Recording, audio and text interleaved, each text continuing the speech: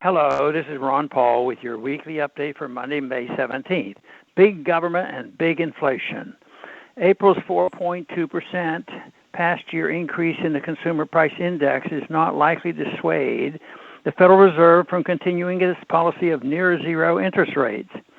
Fed Chairman Jerome Powell believes the rising prices are just a temporary phenomenon caused by the ending of lockdowns, releasing pent-up consumer demand.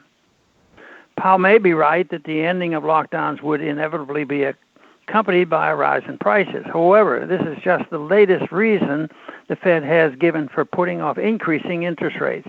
Powell does not want to admit that the real reason the Fed will continue to keep rates low is that increasing rates will cause the federal government's interest payments to rise to unsustainable levels.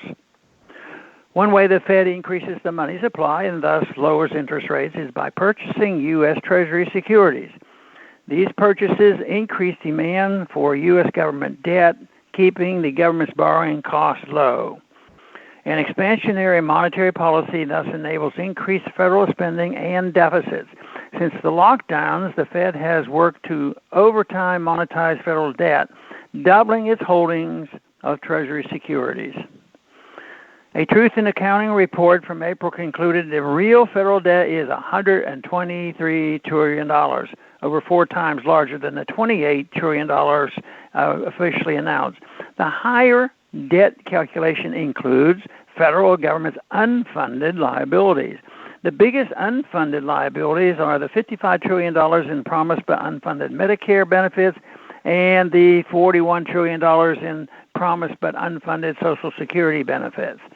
Congress could transition away from entitlement and welfare programs without harming current or soon-to-be beneficiaries by cutting spending on militarism and corporate welfare.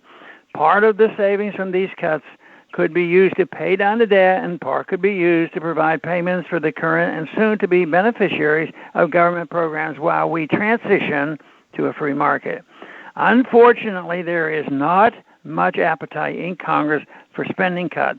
The main Democratic criticism of President Biden's $1.52 trillion budget, which increases spending by 8.4%, are that Biden is not proposing bigger increases in spending and debt or in taxes on the rich. Biden's budget increases are in addition to the trillions in other spending Biden is pursuing, including related to COVID, infrastructure, and his American Family Plan. The only way to avoid this coming crash is to spread the truth among enough people to force Congress to reverse course. Early steps in reversing course are blocking Biden's big spending plans and passing Audit the Fed so the American people can finally know the truth about the Federal Reserve's actions.